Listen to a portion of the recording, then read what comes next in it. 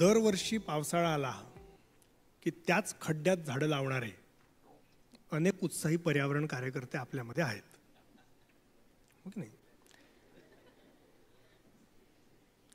त्यांच्या पर्यावरणाविषयीच्या प्रेमाला मला काही ऑब्जेक्शन नाही आहे आणि काहीच न करण्यापेक्षा, आणि जर दिल्लीवरनं फतवा आला नसेल तर स्वतःच्या प्रेरणेने जर ते खड्डा खोदत असतील, झाड लावत असतील, मला काही प्रॉब्लेम नाही, चांगला आहे.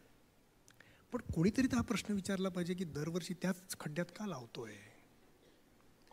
तर अनेकदा सामाजिक कामाकडे बघण्याचा दृष्टिकोन हा रँडम सोशल वर्क ॲक्टिव्हिटीज असा असतो. आम्ही निर्माणमध्ये प्रयत्न हा करतो की तो ॲप्रोच आपल्याला सोशल प्रॉब्लेम सॉल्व्हिंगकडे बदलवता येईल का. म्हणजे फक्त ॲक्टिव्हिटी करणं इज नॉट गुड इनफ. काही घडलं का त्याच्यातनं? एक छोटं उदाहरण म्हणून सांगतो तुम्हाला. हा एक म्हणजे लेजेंडरी गोष्ट आहे. 1998चा फुटबॉल वर्ल्ड कप जो झाला होता त्याच्यामध्ये ब्राझील आणि फ्रान्समध्ये फायनल होती. डॉन टीम्स, दोन्हीकडे लेजेंडरी प्लेयर्सचा ताफा. फुटबॉलची मॅच किती मिनिटाची असते? 90. आणि तुम्हाला पझेशन हा शब्द ऐकून माहिती असेल की जेव्हा प्लेयर्स खेळतात तेव्हा समजा तुम्ही आपल्या टीमचे आहेत, मी तुम्हाला पास देतो, तुम्ही मला पास देता, आपल्या टीमच्या मुलांच्या पायामध्ये बॉल किती वेळ खेळतो याला म्हणतात possession. That is a sign, a pseudo sign की तुम्ही डॉमिनेट किती केला गेम. त्या मॅचच्या 90 मिनिटांमधलं majority of the time the ball was in the position of Brazil, but the result of the match was France won 3-0. Position हे आवश्यक आहे, पण पोझिशन ही ॲक्टिव्हिटी आहे. खरा प्रश्न काय आहे? गोल झाला का?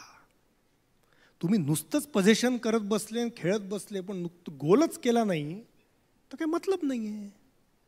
तर आपलं अनेकदा असं होऊन जातं की सामाजिक काम करताना देखील प्रेरणा चांगली असते, त्या प्रेरणेला मला काहीही माझ्या मनामध्ये त्याच्याविषयी शंका नाही आहे.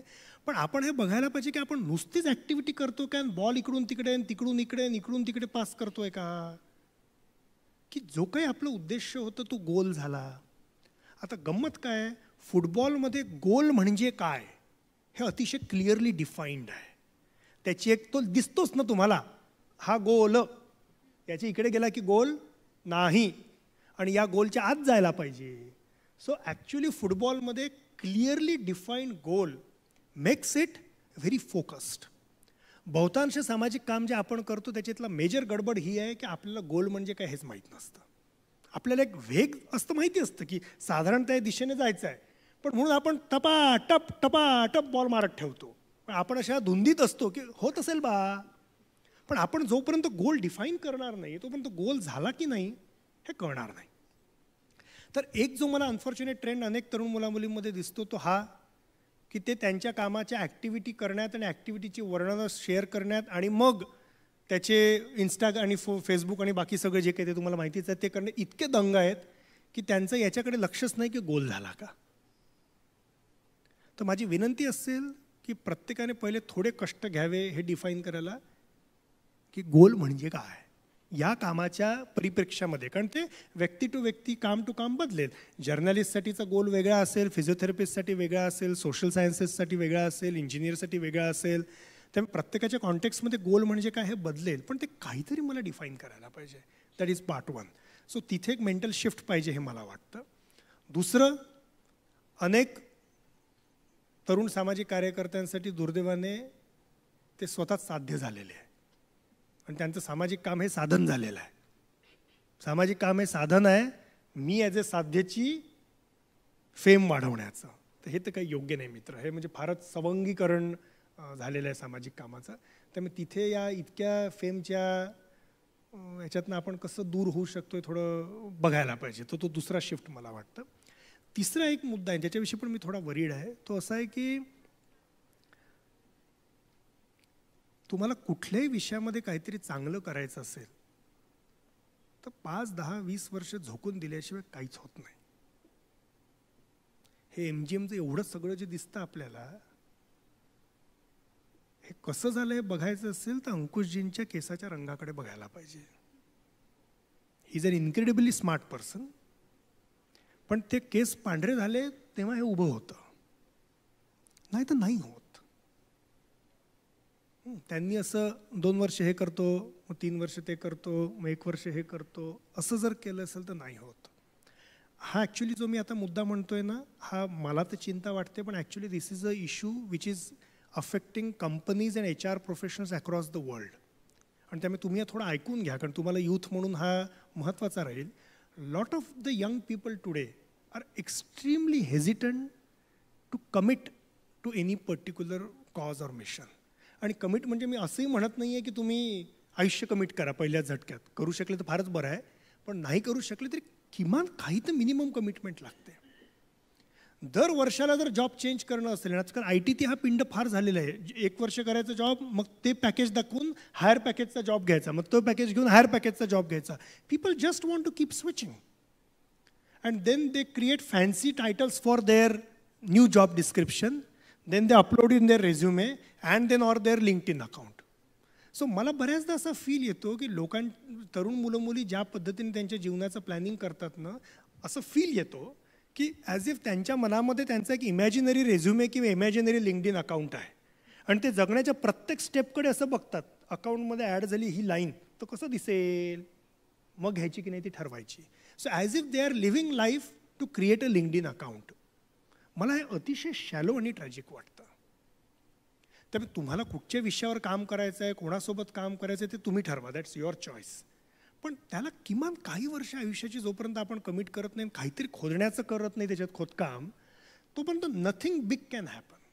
आणि याला कुठल्याही फील्डमध्ये याला अपवाद नाही आहे. त्यामुळे हा स्टॅमिना कसा वाढेल तरुण मुला मुलींचा इव्हन सामाजिक कामात, ते जरा बघायला पाहिजे. तर हे 2-3 मुद्दे मला वाटतात की जे सामाजिक कार्याच्या बाबतीत जर थोडे तरुण मुला मुलींनी लक्षात ठेवले तर त्यांना कदाचित जास्ती यश मिळेल आणि त्यांच्या हातून जास्ती चांगलं काहीतरी घडेल.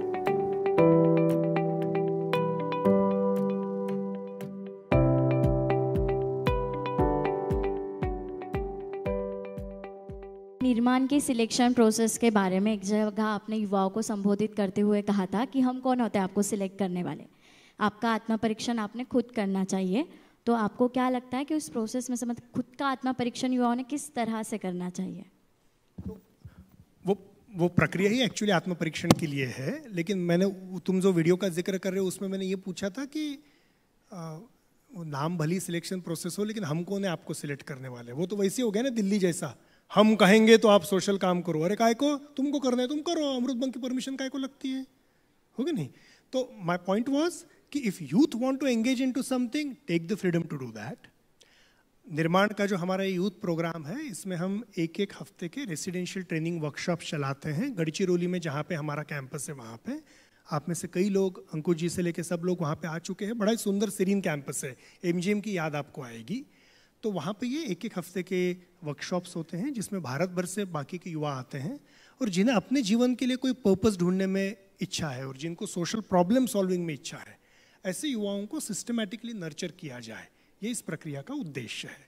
तो आप में से जिन किसी को भी इसके बारे में रुचि है आप जरूर हमारी वेबसाइट को देखिए, nirman.mkcl.org, nirman.mkcl.org, या फिर यू कैन जस्ट गूगल निर्माण अमृतभंग and there is an interesting application form. उसमें 6-7 ही सवाल है, लेकिन मैं आपको दावे से कहता हूँ कि आपने वैसे सवाल कभी हल नहीं किए होंगे क्योंकि उसका कोई ऐसा नवनीत अपेक्षित प्रश्न संच में उसके जवाब नहीं है. हाँ, all questions are open-ended. There is no one right answer. We want to know what do you think. That's why every now and then we get application जिसमें अंत में लोगों ने लिखा रहता है अब आपने हमको सिलेक्ट नहीं किया तो भी चलेगा, लेकिन बहुत मजा आया ये सवालों को जवाब देके. Thank you so much for asking us these questions. So I really urge each one of you to at least take a look at it. If you find it interesting, send it to us. It's there in PDF as well as Google form. If we also like it, we'll do a brief interview with you. And then you can come for the workshop whenever there is a time suitability, considering your schedule at MGM into account. So we have a workshop happening every month. You can take part in any one which suits with your schedule. But my comment was कि it's for them to decide whether they are cut for it or not. Not for us to decide. वो अगर खुद की प्रेरणा से आगे आते हैं वही है और क्या.